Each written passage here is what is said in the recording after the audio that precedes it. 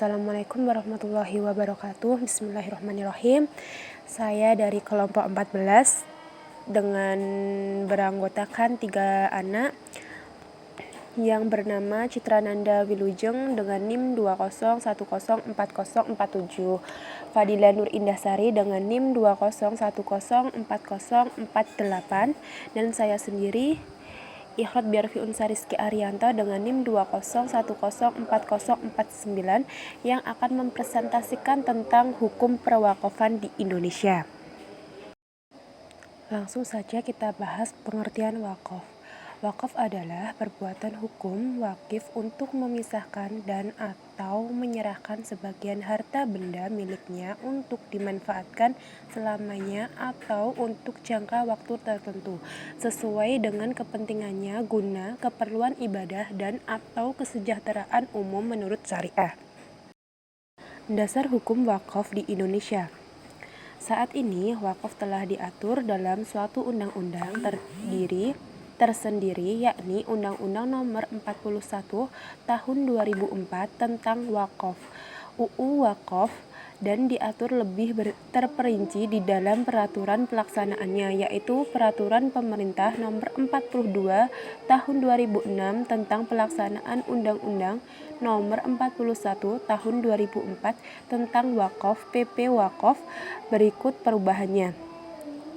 Meski demikian, Pasal 70 UU Wakaf dan Pasal 60 PP Wakaf mengesahkan bahwa semua peraturan perundang-undangan yang mengatur mengenai perwakafan masih tetap berlaku sepanjang tidak bertentangan dan atau belum diganti dengan peraturan yang baru berdasarkan UU Wakaf dan PP Wakaf. Lanjut ke harta benda wakaf.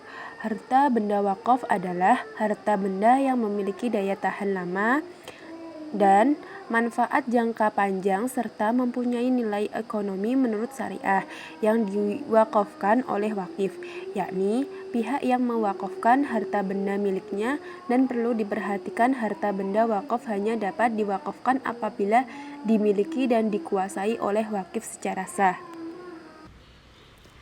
Harta benda wakaf terdiri dari benda tidak bergerak dan juga benda bergerak.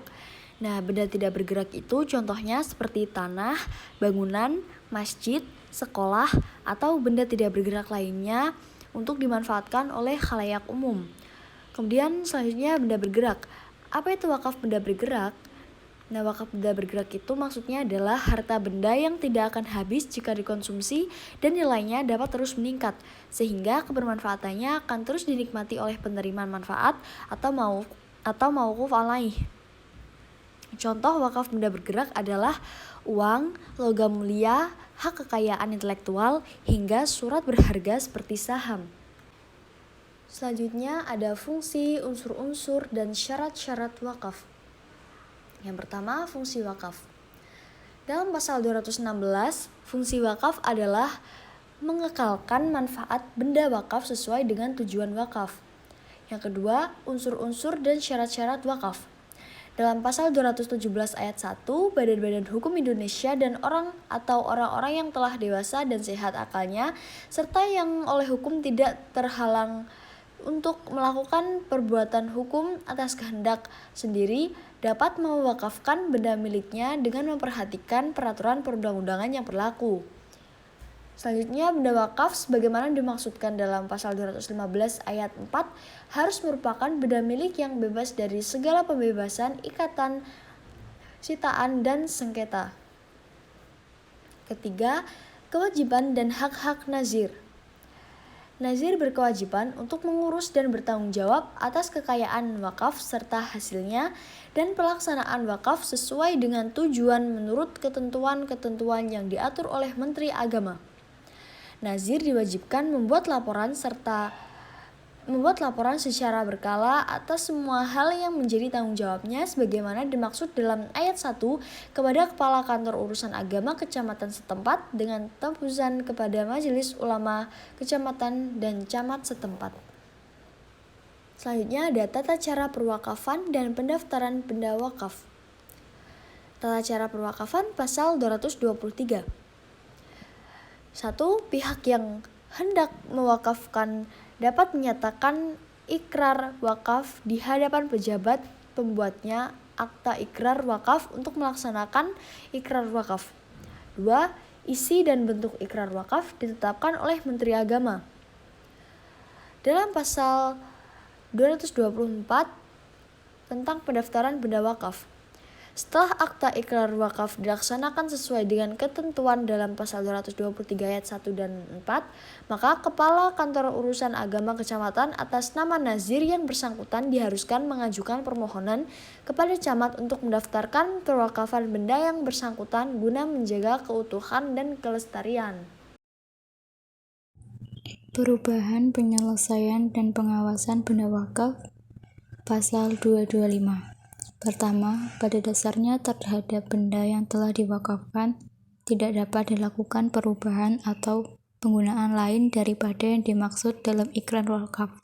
Kedua, penyimpangan dari ketentuan tersebut dalam ayat 1 hanya dapat dilakukan terhadap hal-hal tertentu setelah terlebih dahulu mendapat persetujuan tertulis dari Kepala Kantor Urusan Agama Kecamatan berdasarkan saran dari Majelis Ulama Kecamatan dan camat setempat dengan alasan yang pertama karena tidak sesuai lagi dengan tujuan wakaf seperti diikrarkan oleh wakif. Kedua, karena kepentingan umum. Penyelesaian perselisihan benda wakaf pasal 226. Penyelesaian perselisihan sepanjang yang menyangkut persoalan benda wakaf dan nazir diajukan kepada pengadilan agama setempat sesuai dengan ketentuan peraturan perundang-undangan yang berlaku. Pengawasan pasal 227.